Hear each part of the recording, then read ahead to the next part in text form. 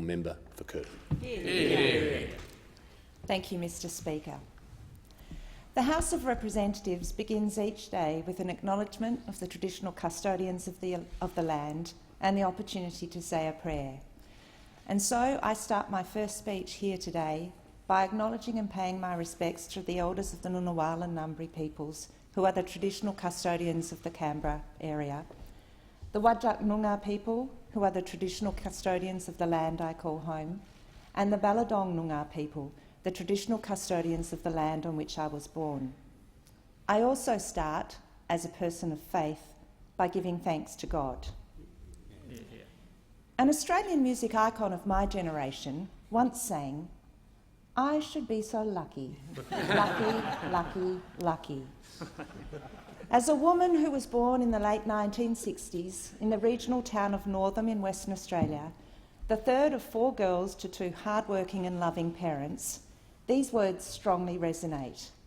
I have been very lucky, lucky, lucky, lucky, fortunate and blessed.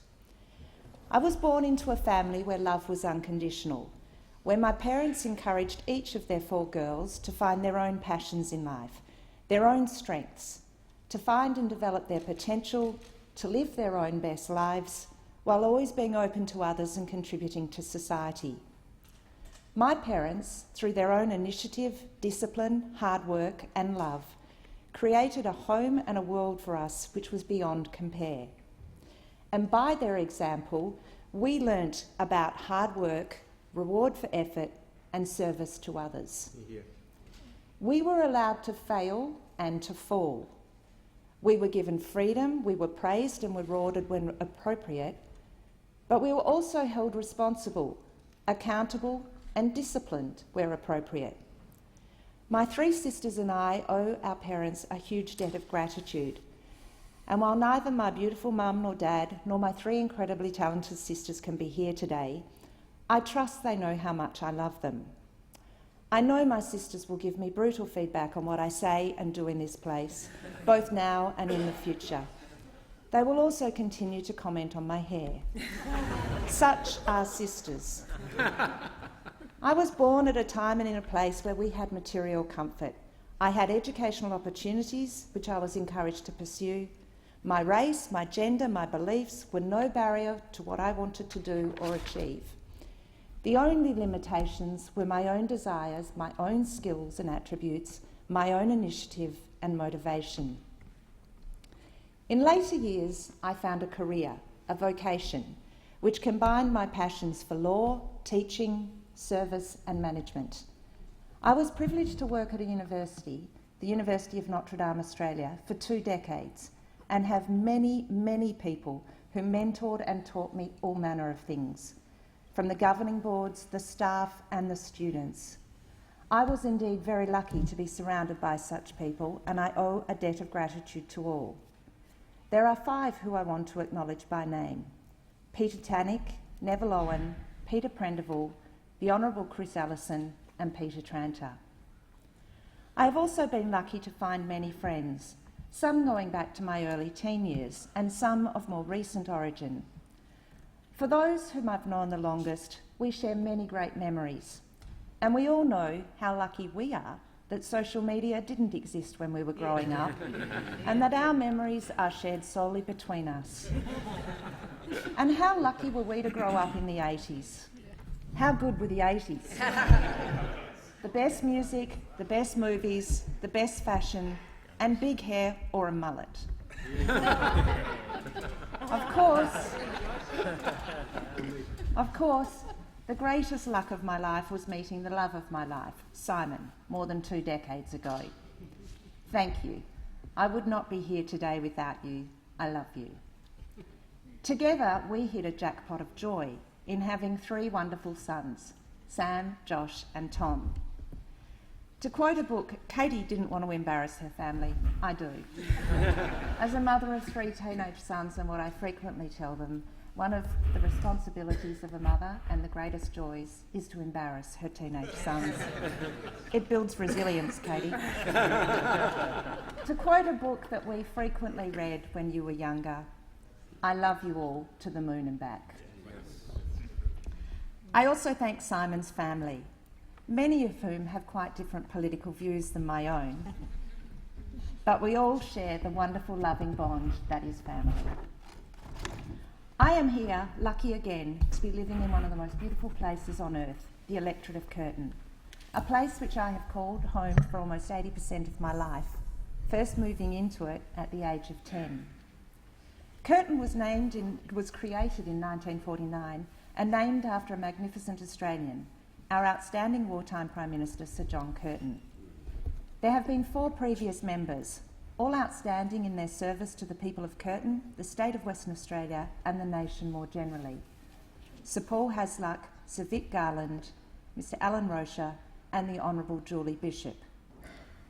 The Honourable Julie Bishop served with distinction in this place, including as the first female deputy leader of the Federal Parliamentary Liberal Party for over 11 years and as the first female foreign minister for Australia. The area of Curtin is 98 square kilometres, bounded on the west by the Indian Ocean and the best beaches in the world, Cottesloe, Northcote, Swanee, City Beach, Floreat and Scarborough, in the south-southeast by the magnificent Swan River, to the east and north by roads which are critical parts of the Perth transport network. Our part of the world is rightly known for its natural beauty, leafy green suburbs, vast tracts of natural bushland, some spectacular lakes and beautiful natural flora and fauna. Of the 140,000 people who live in Curtin, there are over 36,000 families. Families in all their shapes and sizes are the lifeblood of Curtin. We have 54 schools, 1 university, a number of vocational and training providers. 29,000 children are in school and more than a third of our population attends an educational institution. We have 11 hospitals, a mix of private and public, serving the people of Perth and beyond, some incredible health research institutions and 40 aged care facilities. We are home to the SAS and the Campbell Barracks in Swanbourne, the SAS at the Campbell Barracks in Swanbourne and the Irwin Barracks in Karrakatta. I pay tribute to the members of the SAS, the reserves, and indeed all Defence Force men and women, past and present, for the service they have given and continue to give to our country. I also say a big thank you to all of their families. Curtin is home to the Royal Agricultural Society of WA, surf lifesaving clubs, and every possible sporting club you could want. We also have some great sporting facilities which service the whole state. We are the home for a number of wonderful volunteer and philanthropic organisations, including a dog's home and a cat's home, environmental organisations and great arts and culture, including the wonderful annual Sculpture by the Sea. Lest you get completely the wrong impression about Curtin, we also have one of the largest wastewater facilities in Perth, servicing far beyond the boundaries of the electorate. We have one of the highest levels of employment in the country. Over 6% of people in Curtin work in hospitals, over 5% in education, and, for better or worse, we have more than the average for lawyers.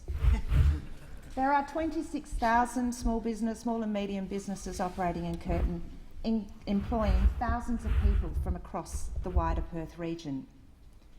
Curtin is home to hard-working people, retirees, families, business owners. There are those who are financially well off and those who are struggling. But all are people who care about each other. They are people who care about our environment, our arts and culture, our health, our world. They are generous, open-hearted and philanthropic people.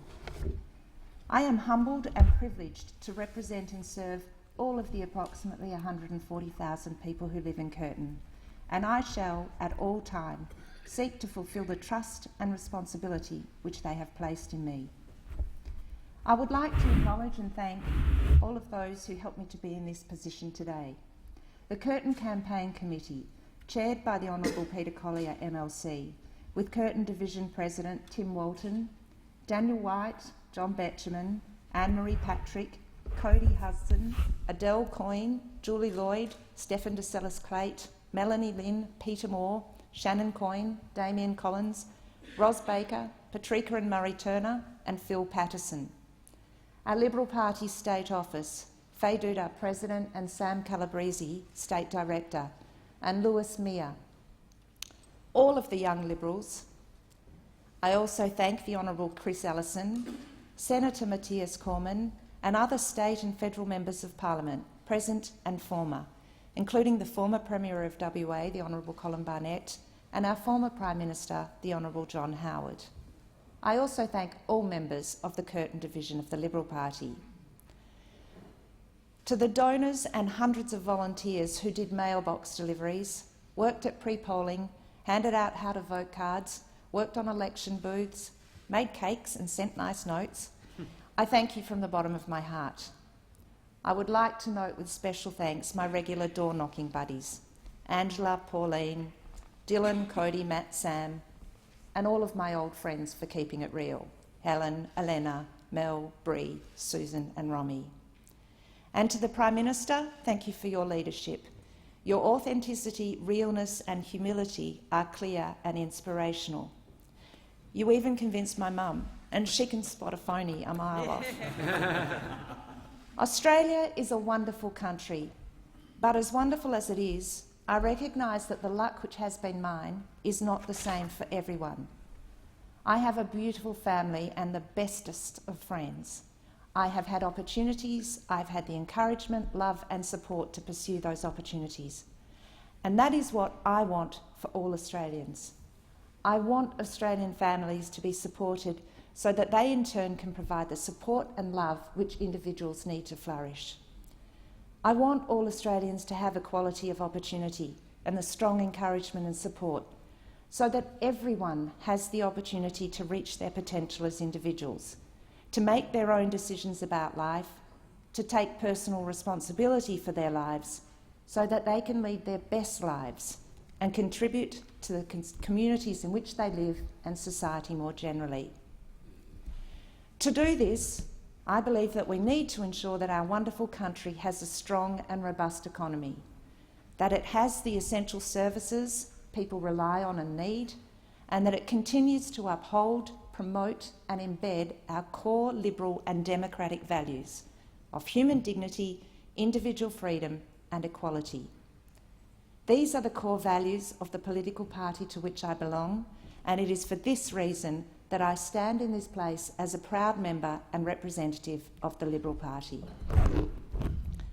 I am proud to be part of a government which promotes policy positions supporting free enterprise and which understands and emphasises the importance of a strong and robust economy. I am proud to be part of a government which is committed to doing this through keeping taxes low, through creating the right environment for job creation and ensuring our employment settings and frameworks are balanced so that the interests of both employees and employers are protected.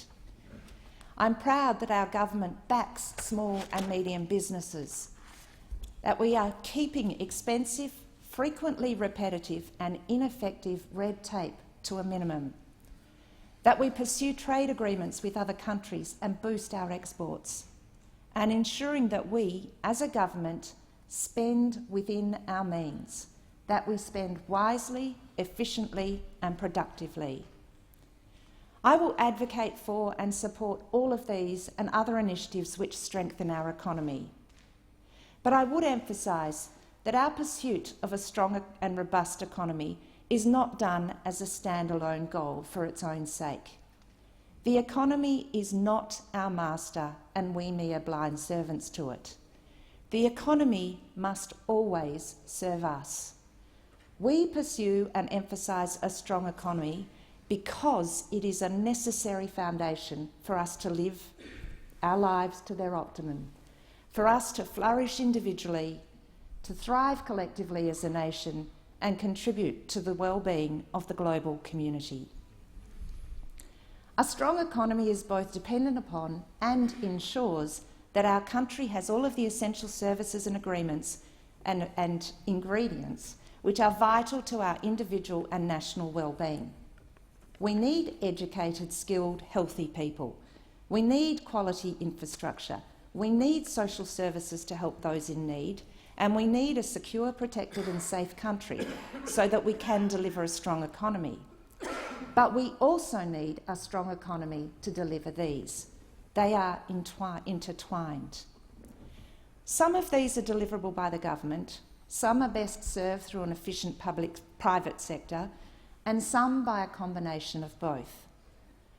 Of these essential services ingredients, I will mention only a few about which I am deeply passionate. And the first of these is education. We must ensure that we have excellent educational and training opportunities for all, that there is a diversity of offerings and opportunities and real choice from early education through to postgraduate education. Our schools and all those who work in them are one of our country's most valuable assets, and we recognise that we need to continue to support them so that they, in turn, can do the best by our children. Our educational offerings must be properly balanced. We need to teach skills, basic skills, life skills and work skills. We need to prepare people for the changing world. But we also need to impart knowledge. It is true that nearly any piece of information you can be found on the internet, but this is information. It is not knowledge, and mere access to information does not guarantee wisdom. Part and parcel of our responsibility to provide excellence in education is a need for us to continue to invest in, encourage and value research and entrepreneurship. We must continue to emphasise and build the links between research and industry and ensure that our research is directed towards the betterment of our society at large, because good, strong and ethically responsible research should underpin the decisions we make, individually and collectively. We must ensure that our health services, public and private, are supported so that all Australians can access timely and excellent healthcare. We have rising demands and needs, and our government has rightly recognised the criticality of them, particularly in areas of mental health, palliative care, chronic pain and dementia. Like many here in this House and many across Australia, I have had personal experience with all of the above areas of need. I know how they impact on those suffering and also on their families and loved ones. The measure of a good country is how well it provides for those who are ill or are in need. And I am proud that we in government are giving the necessary attention to these areas. We must ensure that we have appropriate and resourced social services so that we can support and help those who need it. Our social services and support systems must uphold the dignity of each person and their individual needs. And to do so, they must, to the greatest possible extent, facilitate and enable self-sufficiency and individual autonomy. In this regard, I note this government's commitment to ensuring that the NDIS actually works for the recipients and is tailored to their individual needs rather than a one-size-fits-all approach. I also note our rising needs in aged care. It is the very circle of life that the very people who raised us, loved us, supported us, in turn need to be loved, respected and supported by us as they age. Again, I am proud to be part of a government that understands this and is actively taking steps to ensure that we take proper care of those who cared for us, to enable them to live the twilight of their years with dignity. We must ensure that we continue on our path to closing the gap between our Indigenous peoples and the broader Australian community. Symbolic steps without effective action are ultimately pointless and potentially do more harm than good. But symbolic steps can give momentum and effect to concrete actions and initiatives.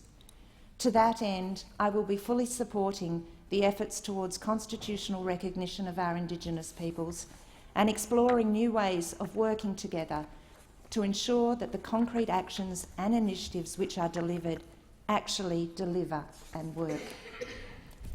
We must be responsible stewards of our natural world. We must protect and preserve the environment in which we live, and we should do this individually and collectively through evidence-based and effective steps. We live in a beautiful country.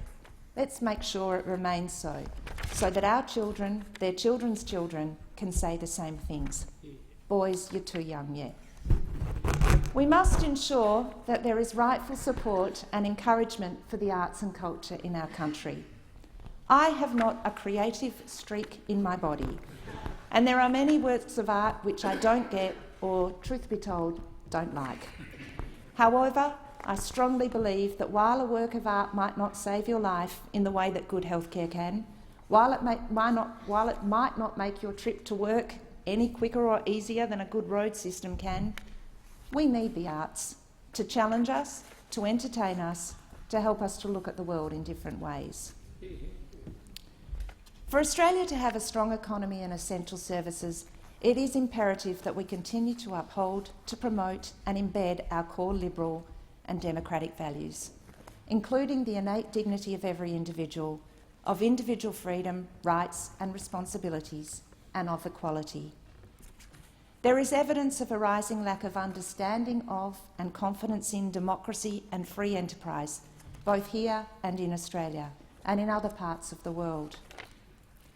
Our form of government is not perfect.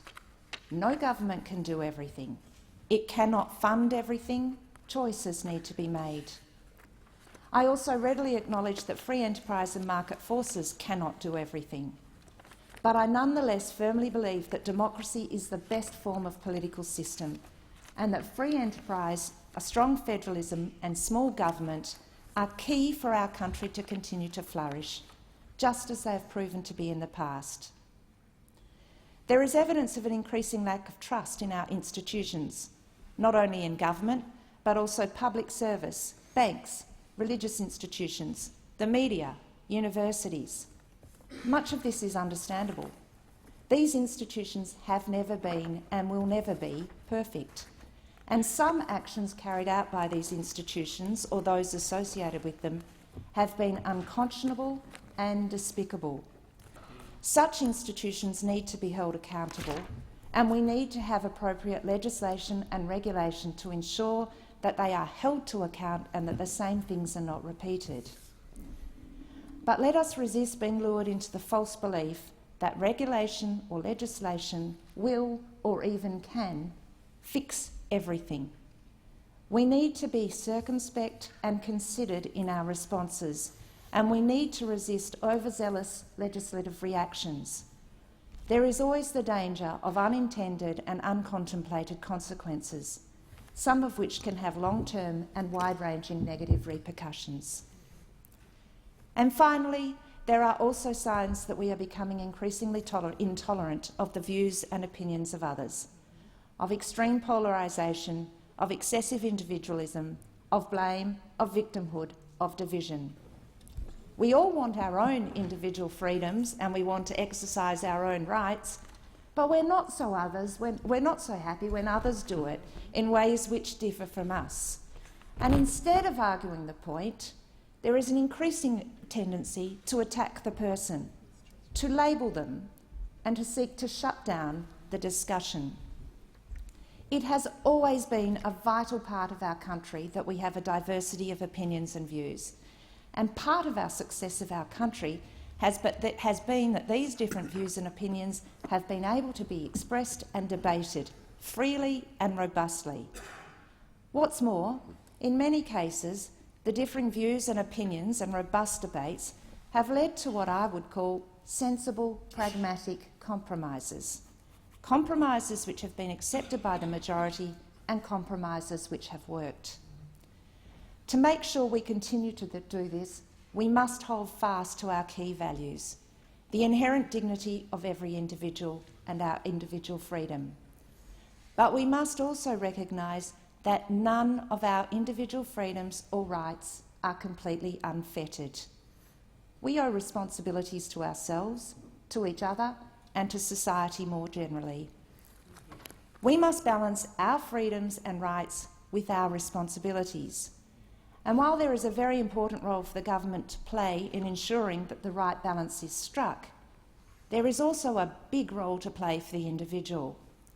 We, as individuals living in society, must take personal responsibility for how we live, how we act, how we react, how we respond. The golden rule, present in many religions and cultures, treat others as you would like to be treated, is one worth remembering at all times.